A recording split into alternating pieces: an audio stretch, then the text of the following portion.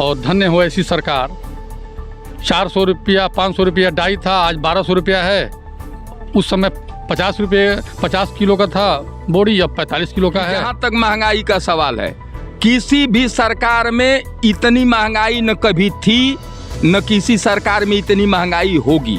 हमारे यहाँ सुनीता विधायक ने कोई काम नहीं किया है, केवल 2 लोगों को लड़ाने का काम किया है उन्होंने। ऐसा कुछ लगता है आपको कि सबको ज़्यादा राशन बांटने की जरूरत नहीं है? राशन मिला और इधर जो है वो चुनाव को देख करके फ्री राशन किया गया। उस समय सिलेंडर था 400 रुपये, आज 1200 का है। यही डिफरेंस है भाजपा सरकार। क्या कह रहे हैं? सबूत है, अगर जरूरत पड़ेगी तो सबूत भी मिल जाएगा। हमारे गांव में उनके द्वारा 1 रुपये का कोई योगदान नहीं किया गया है।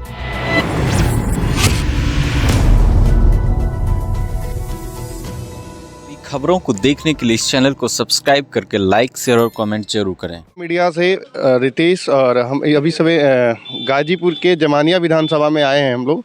और ये जमानिया के नक्सर नवाजूपुर विलेज है और इस विलेज के कुछ मान्यवर लोग मिले हैं जिनसे हम थोड़ा चुनावी बातचीत करेंगे। सर, क्या माहौल है सर? यहाँ पे तो समाजवादी पार्टी का डंका बज रहा है।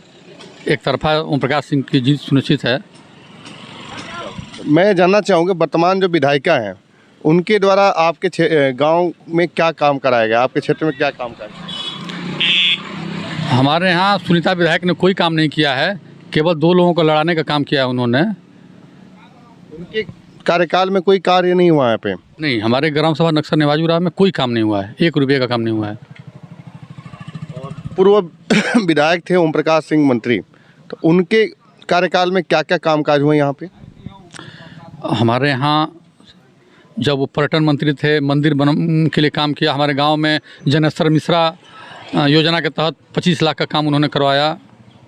2 पुल 40-40 लाख का हमारे गांव में उन्होंने दिया है। उनके द्वारा ये कार्य कराया गया। आपके हिसाब से वर्तमान विधायिका हैं, उनके बारे में आप क्या कहेंगे? वर्तमान विधायिका ने हमारे समझ तो अच्छा काम किया है। जो जमानिया विधानसभा में देख रहा हूँ, हम लोग तो बचपन से यहीं पे पैदा हुए हैं और देखे हैं, तो रोडों की स्थिति बहुत ख़राब थी। आज रोड की स्थिति बहुत अच्छी है।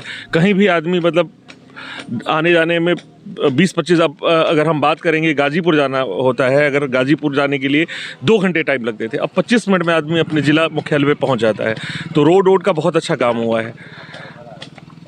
योगी सरकार से क्या कहेंगे? योगी सरकार ने क्या किया?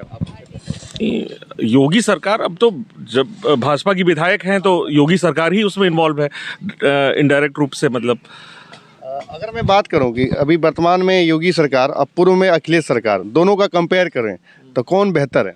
मेरे हिसाब से योगी सरकार बेहतर है। लॉ एंड ऑर्डर का जो मामला है वो बहुत अच्छा हुआ है। जो गुंडागर्दी वगैरह, जो भी छिनैती वगैरह बहुत आम समस्या थी लोगों का, ये काफ़ी हद तक मतलब रुका है। ये क्या पिछले 5 सालों में रुका है या पिछले 5 सालों में हुआ है? ये उससे पूर्व छिनैती होती थी यहाँ पे? छिनैती ऐसा मैं नहीं कहूँगा कि, लेकिन घटनाएं होती थी। अब ये घटनाएं नहीं हो रही हैं ना के बराबर। तो अगर मैं बात करूँ, पूर्व विधायक थे यहाँ से ओम प्रकाश सिंह, मंत्री भी थे, पर्यटन मंत्री भी रहे सपा सरकार में, तो उनके कामकाज के बारे में क्या कहेंगे? हम उनके कामकाज के बारे में हम कुछ नहीं कहेंगे। उनके कामकाज के बारे में उन्होंने बहुत किया है, ऐसा नहीं है कि बहुत काम किया। अपने मंत्री काल में बहुत कुछ काम किया है उन्होंने, लेकिन जो रोडों की स्थिति, मतलब पर्टिकुलर जो रोड की स्थिति थी वो अच्छा नहीं था। ये 5 सालों में जो रोड बना हुआ है, बहुत रोड और लॉ एंड ऑर्डर 2 चीज़ों पे मतलब मैं कहूँगा कि बीजेपी बहुत बेहतर है। अच्छा, पिछले 5 सालों में महंगाई का क्या स्थिति लग रही है? मेरे हिसाब से महंगाई है, थोड़ा सा इशू है। महंगाई जो है, पेट्रोल वगैरह का दाम बढ़ा है, तो महंगाई कह सकते हैं, लेकिन उसका उतना बड़ा असर नहीं है। क्या लगता है, महंगाई का असर है कि नहीं? सर, जो शहरों में है उनको तो मज़ा है। गांव में चलिए देखिए, बगल में सांड घूम रहे हैं। अभी लोग क्या बताएं। और यहाँ सुनीता विधायक रोड नहीं बनाई हैं, ये मनोज सिन्हा जी थे, उन्होंने रोड का विकास किया है, तो उनको तो ये सरकार हरा के बाहर भेज दी। तो यहाँ सुनीता विधायक का कोई रोल नहीं है इस रोड के मामले में। महंगाई पे मैं बात करना चाह रहा हूँ। महंगाई तो सर, जिस समय कांग्रेस सरकार थी 2014 में 67 रुपया पेट्रोल डीजल था, उस समय $149 कच्चा तेल एक बैरल था दाम। कोरोना काल में $19 आपके संज्ञान में है कि $19 आ गया था कच्चा तेल, नहीं 19 आया था। तो पेट्रोल और डीजल का दाम घट के बाज़ार के रेट से आ जाना चाहिए था 18-20 रुपये लीटर, लेकिन सरकार उस पर टैक्स लगाती गई और हम किसान गरीबों पे बोझ लादती गई। 100 तेल का ले लीजिए आप, 200 से ऊपर चल रहा है। और धन्य हो ऐसी सरकार, 400 रुपया 500 रुपया डाई था, आज 1200 रुपया है। उस समय 50 किलो का था बोरी, अब 45 किलो का है। उस समय सिलेंडर था 400 रुपये, आज 1200 का है। यही डिफरेंस है भाजपा सरकार। क्या कह रहे हैं मान्यवर? कह रहे हैं कि महंगाई बहुत बड़ी है और पूर्व सरकार में इससे बहुत बेहतर रहा, तो आप इनको कैसे डिफेंड करें? नहीं सर, देखिए मैं जो कह रहा हूँ कि कोरोना काल जो हुआ है, कोरोना काल में क्या है कि हमारे भारतवर्ष की जनसंख्या की अगर हम बात करेंगे 140 करोड़ जनसंख्या है। 90 करोड़ लोगों को सब्सिडी का अनाज दिया जाता है फ्री में। तो सरकार के पास सबसे आसान कोई चीज़ होता है तो डीजल और पेट्रोल, जो डीजल और पेट्रोल की बात अगर होती है तो उस पर टैक्स लगाता है सरकार। सरकार के पास पैसा आएगा जब भी तो सब्सिडी भी देगी। और सरकारों की तरफ सब लोगों को, मतलब राशन अगर आप जाके सर्वे कराएंगे तो सब लोगों को मुफ्त में राशन आसानी से मिल रहा है। ये नहीं है कि पार्टी देख के मिल रहा है कि भैया हाँ अच्छा ये फलाने जाति के हैं या फलाने धर्म के हैं, तो ऐसा कुछ देख के नहीं, ट्रांसपेरेंट तौर तरीके से काम चल रहा है। क्या आपको नहीं लगता कि आज हम 70 साल के बाद भी अनाज और राशन पे ही टिके हुए हैं? और ये नहीं लगता आपको कि जो अनाज और राशन का जो है EWS कैटेगरी के लोग हैं या जो गरीबी रेखा से नीचे यापन करते हैं उनको ही मिलना चाहिए? ऐसा कुछ लगता है आपको कि सबको ज़्यादा राशन बांटने की जरूरत नहीं है? नहीं, हाँ ये चीज़ है। एक्चुअली क्या है कि सरकार को एक ऐसा सिस्टम होना चाहिए सरकार के पास कि कौन EWS कैटेगरी में है। इसमें बहुत लोग हैं जो EWS में नहीं है, उसके अलावा उसके बजाय भी वो लोग अनाज उठाते हैं लोग।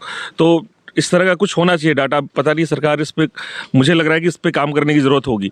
जो आय जिसका मतलब इनकम ठीक ठाक है तो उनको अनाज नहीं मिलना चाहिए, जो एक्चुअल में जो उसके भागीदार हैं उनको ही मिलना चाहिए। इस पे सरकार ने 5 साल पे क्या काम किया? आपके हिसाब से नहीं लगता है कि 5 सालों में उन्होंने ऐसा कुछ नहीं किया और जिसको ज़रूरत है और जिसको ज़रूरत नहीं है दोनों को अगर दे रहे हैं?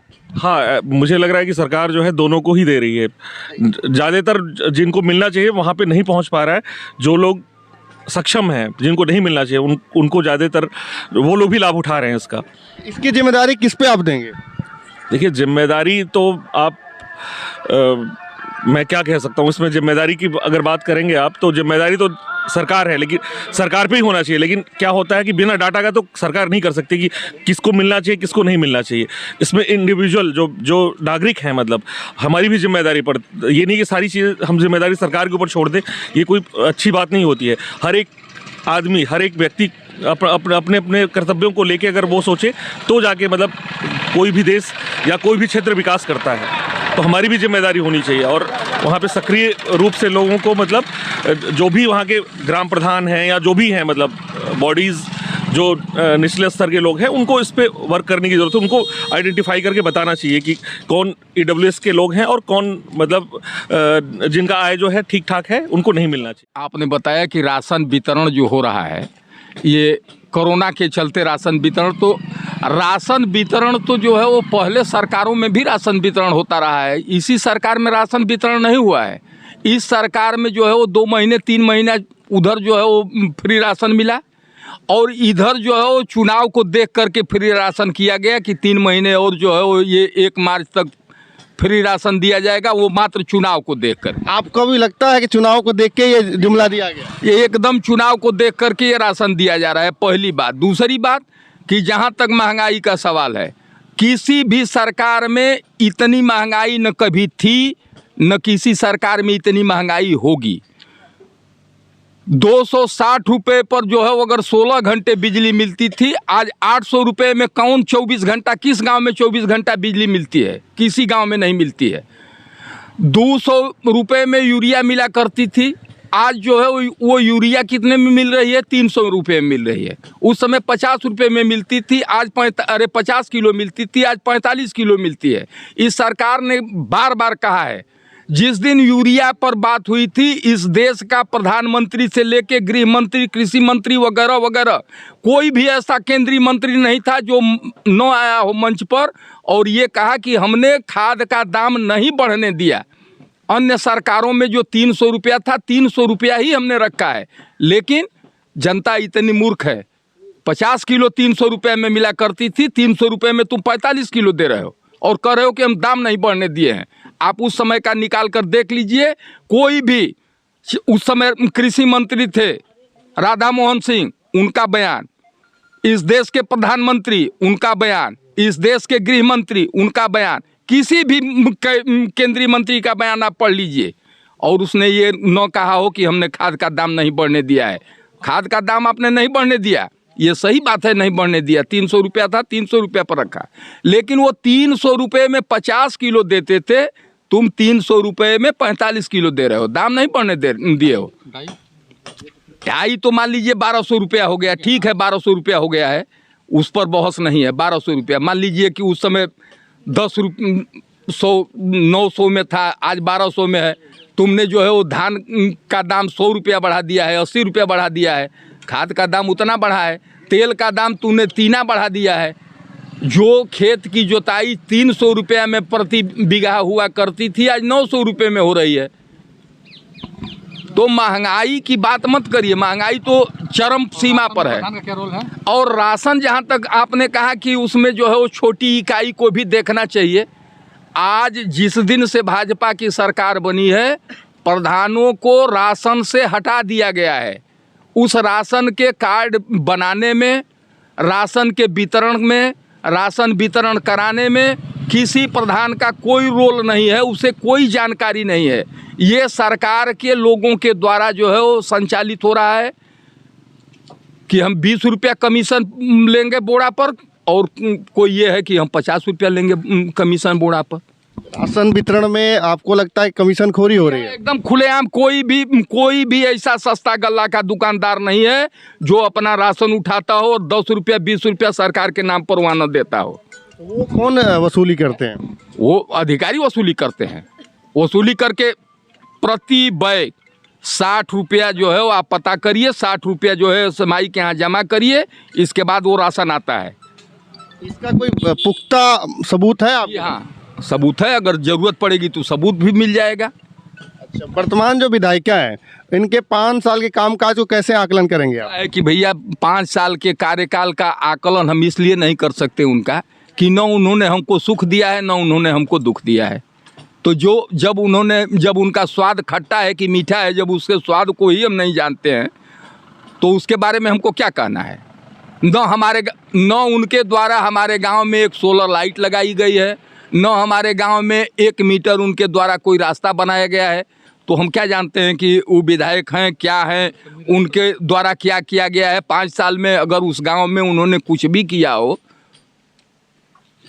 हमारे गांव में उनके द्वारा 1 रुपये का कोई योगदान नहीं किया गया है। यहाँ के पूर्व विधायक ओम प्रकाश सिंह रहे, उनके कार्यकाल में क्या क्या कामकाज हुआ? उनके कार्यकाल में 1-2 काम हमारे गांव में भी हुआ है, हल्का ही हुआ हो, 10 मीटर का ही हुआ हो, 20 मीटर का ही हुआ हो, 2 हैंडपम्प ही दिया गया हो। तो ये तो मैं कह सकता हूँ कि नहीं, उन्होंने ये 2 हैंडपम्प दिया था। अब की बार विधायक के रूप में किसे चुनेंगे आप? अरे भैया, ये तो अब टिकट मिलने के बाद ना भाजपा के ना देव हम वोट। भाजपा के अलावे जे वो सुपर, भाजपा के अलावा तो विभिन्न पार्टियां, विभिन्न कैंडिडेट और भी है। नहीं तो विभिन्न पार्टियां आएंगी तो हम परता पार्टी के व्यक्ति हैं, जो अच्छा हमको लगेगा उसको हम वोट कर देंगे। आप प्रत्याशी पे जाते हैं या पार्टी पे? नहीं, हम प्रत्याशी को वोट करते हैं।